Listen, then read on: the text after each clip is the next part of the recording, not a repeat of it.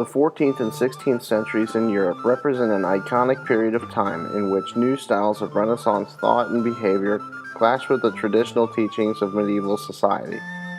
During this time, we see three major revolts begin in France, England, and Germany as peasants began to question the authority of the noble classes and their right to govern. In both France and England, the revolts of 1358 and 1381 served as a reminder that the Hundred Years' War caused conflict that reached far beyond the battlefield. Although the German Peasants' War happened almost 140 years after the revolts in France and England, the underlying causes were not entirely different in nature. Burdened with heavy taxes and unbearable demands from their lords, these men and women decided that they would no longer be pushed around and took to arms against the noble class. While all of these revolts were relatively short-lived and put down with little effort by the elite armies of the ruling class, the overlying idea of peasants desiring equality would have echoing effects for centuries. As author Kim Malone stated, the revolt may have failed in its immediate goals, but it served as a link in the quest of the poor for emancipation from servitude, controlled wages, and unfair taxes. Beginning in May of 1358 in northern France, the Jacquerie would come to be known as one of the most ruthless revolts during the time of the Renaissance. In fact, as Professor de Vericourt stated, the word Jacquerie does not generally give rise to any other idea than that of bloodthirsty, iniquitous, groundless revolt of a mass of savages.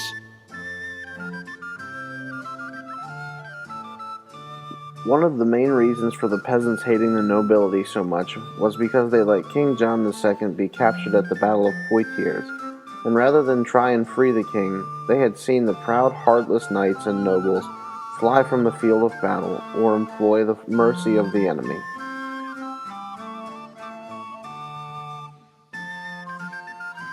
On top of their army being shamefully defeated at numerous engagements, the French people had to be on guard for groups of mercenaries that would steal their belongings and money.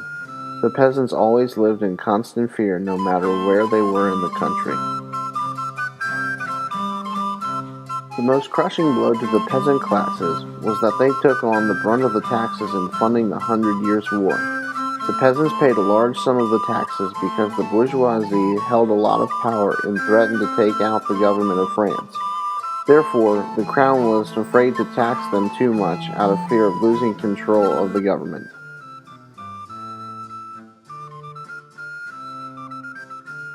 As Barbara Werheim-Tuchman states, possession of a plow which cost 10 to 12 livres and of a plow horse 8 to 10 livres was the line between a peasant who prospered and one who just survived.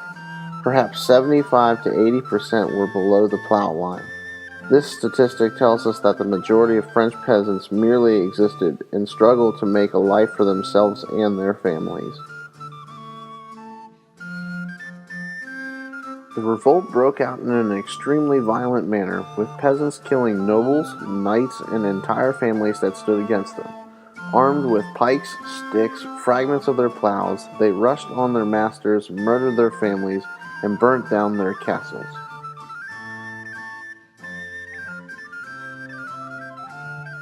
What is interesting about the uprising in France is that the rebels never wanted to revolt directly against the king or overthrow him. Merely, the Jacques wished to show that they were rising against the nobles, not the kings.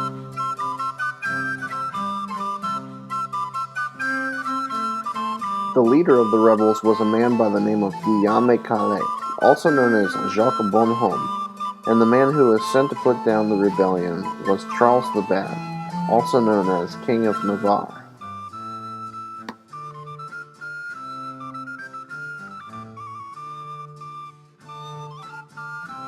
The end of the revolt, much like the ones in England and Germany, was marked by the execution of its leader.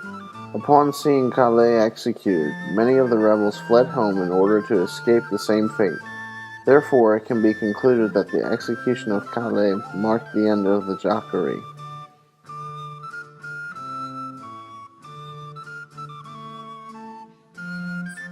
After the death of King Edward III, England was left without an able king to assume control of the throne.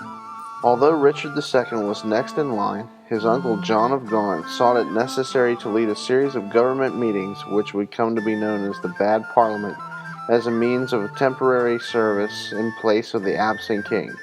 This infuriated the peasant class as well as others in the country for several different reasons. First, Parliament was customarily supposed to appoint a regent to rule in place of the king, but nobody was ever appointed to the position. And second, a series of taxes were passed which became the financial burden for the peasant class and created much opposition.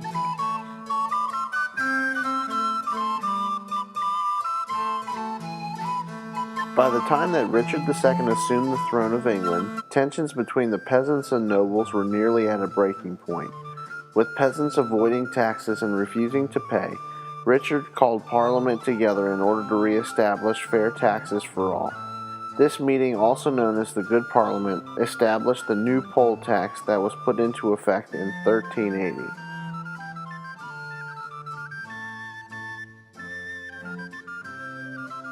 While this tax was meant to ease tensions, it only fueled the fire of rebellion in the hearts of peasants across England.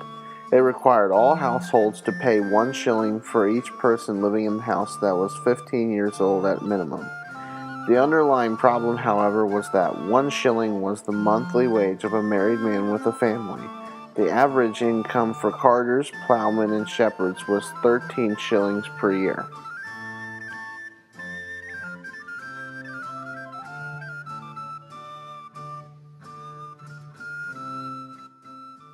When the peasants started to resist the tax and refused to pay, the government sent out tax collectors to enforce the law.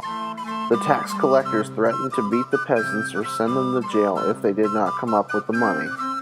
When peasants began to retaliate against these men for their cruel collection methods, we see instances in which certain individuals stood out for their leadership qualities. Perhaps 3 of the best-known leaders of the rebellion were Wat Tyler, John Ball, and John Raw. Wat Tyler, we know, was the first appointed leader of the rebellion. As for before the rebellion, little is known of him, but records indicate that he was a simple peasant that came from the town of Essex. His actions of resistance against the tax collectors would serve as an inspiration to those around him, who eventually appointed him as the official leader of their cause. John Ball was a radical preacher that was excommunicated from the church in 1376, but was later placed in jail for his persistent efforts to preach to the masses. He was freed from prison in 1381 by Tyler and the rebels, and went on to lead the attack on the Tower of London, in which Sudbury and Hales were executed. John Raw, one of the lesser-known leaders of the rebellion, led the rebels at St. Albans in several engagements, but as author Michael Hicks concludes, he preferred threats to actual violence.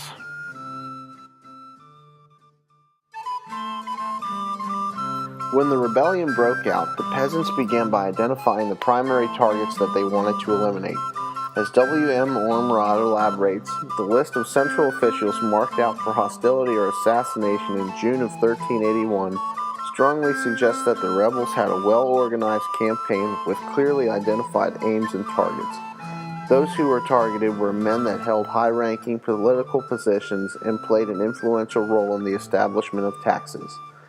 The men that were targeted by the rebels were Simon Sudbury, Robert Hales, and John of Gaunt.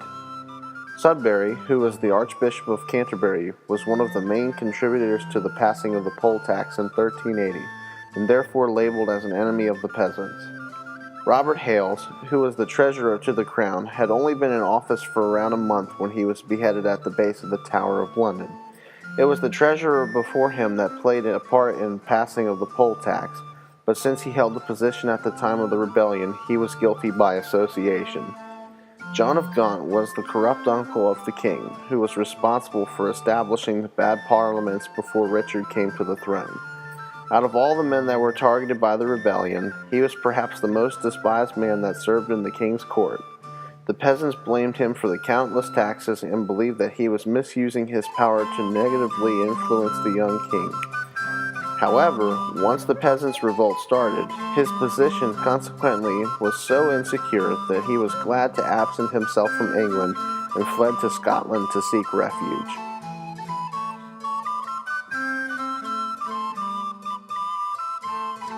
In the wake of a large rebellion, the young Richard II attempted to meet with the rebels on 3 separate occasions in order to discuss the terms of the peasants. The first of these meetings was at Blackheath on June 12th, in which the king spoke to the rebels from his barge that was situated in the river. While negotiations took place between Tyler and Richard, it became evident that the rebels' demands were hostile in nature, as they called for the heads of Gaunt, Sudbury, and Hales. When the king refused and had rowed away on his barge, the rebels decided that they would march upon the city of London to get their demands. The second meeting at London on June 13th proved to be successful for the rebels, but also marked their downfall. While Tyler and Richard were on the outskirts of the city, a band of rebels led by John Ball attacked the Tower of London and killed both Sudbury and Hales. The king and all his officials had no idea that this took place, but it enraged him enough to revoke the deal that had been struck that night.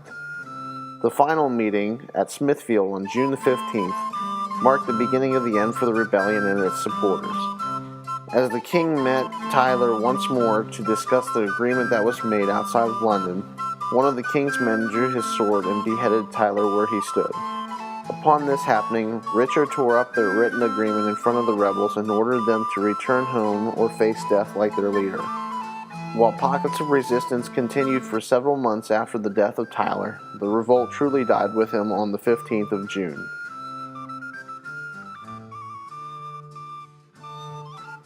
The events that took place between the peasants and the nobles in southwestern Germany during the fall of 1524 and the spring of 1525 paved the way for widespread revolt across the country. As Yves Marie Berset discusses, the fundamental cause of war was the reinforcement of the seigneurial system, which was transforming peasant subjection into serfdom.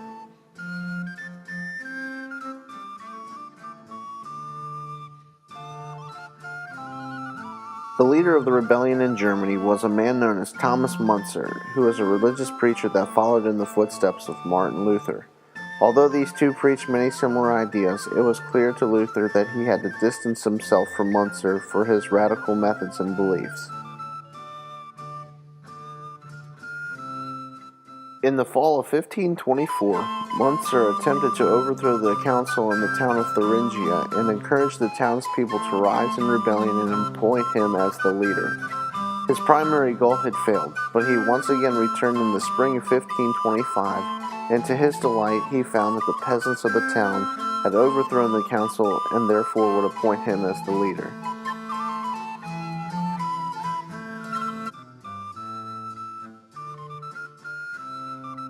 Shortly after he was appointed as the council leader in Thuringia, he successfully gathered a large force that allowed him to lead a revolt against the nobles in Germany. While his forces were relatively large compared to his opponent, they were not prepared to engage with professional armies. The poorly led and ill-equipped armies of the peasants proved no match for the military forces of the lords, and soon the revolt was drowned in a sea of blood.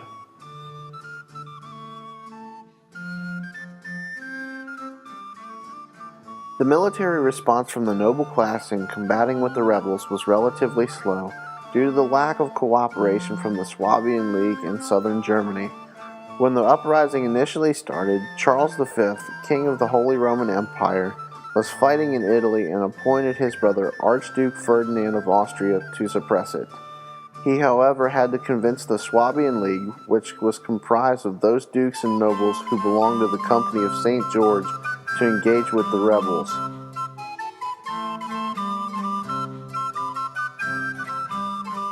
Once summoned, these forces had little trouble in putting down the rebellions of Müntzer and had defeated him with relative ease. He was captured at the Battle of Frankenhausen and beheaded on May the 27th of 1525.